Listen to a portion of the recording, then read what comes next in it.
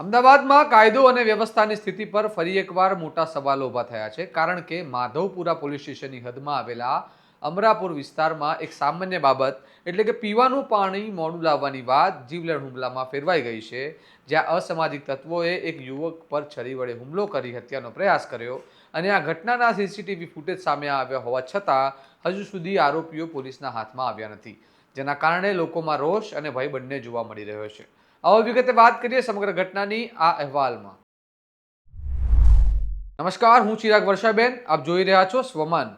અમદાવાદમાં છેલ્લા કેટલાય સમયથી અસામાજિક તત્વોના આતંકની ઘટનાઓ સતત સામે આવી રહી છે અને તેને કાબૂમાં લેવા પોલીસ તંત્ર નિષ્ફળ જઈ રહ્યું હોય તેવો માહોલ સર્જાયો છે।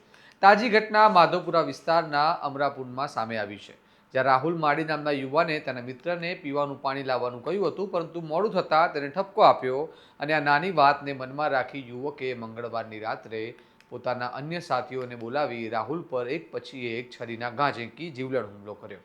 હુમલા બાદ આરોપીઓ ગાડી લઈને ફરાર થઈ ગયા અને લોહી લુહાણ હાલતમાં રાહુલને તાત્કાલિક અમદાવાદ સિવિલ હોસ્પિટલમાં ખસેડવામાં આવ્યો। આ મામલે શક્તિ રાજપૂત સહિત અન્ય 2 લોકો સામે ફરિયાદ નોંધાઈ છે। આ ઘટના બાદ પોલીસની કામગીરી પર પણ ગંભીર સવાલો ઊભા થયા છે। આ ઘટનાને લઈને અમે માધવપુરા પોલીસ સ્ટેશનના પીઆઈ જાડેજા સાથે સંપર્ક કર્યો, ત્યારે તેમણે જણાવ્યું કે તેઓ છેલ્લા 4 મહિનાથી સિક લીવ પર છે અને હાલ રિવરફ્રન્ટ ઈસ્ટના પીઆઈ ગઢવી આ સ્ટેશનનો ચાર્જ સંભાળી રહ્યા છે। ત્યારે અમે પીઆઈ ગઢવીને ફોન કર્યો ત્યારે તેમણે કહ્યું કે તેમને ફક્ત એટલી જ જાણ છે કે આવી કોઈ ઘટના બની છે, પરંતુ વિગતવાર માહિતી તેમની પાસે નથી। ઉલ્લેખનીય છે કે અગાઉ પણ આ વિસ્તારમાં પીસીબીના દરોડામાં દારૂનો મોટો જથ્થો પકડાયો હતો, છતાં સ્થાનિક પોલીસ સામે કોઈ મોટી કાર્યવાહી જોવા મળી નથી।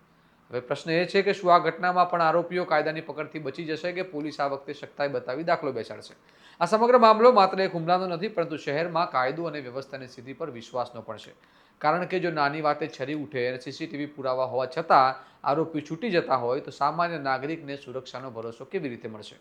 હવે જોવાનું રહ્યું કે અમદાવાદ પોલીસ આ કેસમાં કેટલી ઝડપથી કાર્યવાહી કરી આરોપીઓને પકડી લોકોમાં વિશ્વાસ પુનઃસ્થાપિત કરે છે કે પછી આ ઘટના પણ ફાઇલોમાં દબાઈ જશે। તમારું શું મંતવ્ય છે તે અમને કમેન્ટ બોક્સમાં જરૂર જણાવો। આવા વિશ્લેષણવાળા સમાચાર માટે સ્વમાનની ચેનલને સબસ્ક્રાઇબ કરવાનું ભૂલતા નહીં। નમસ્કાર।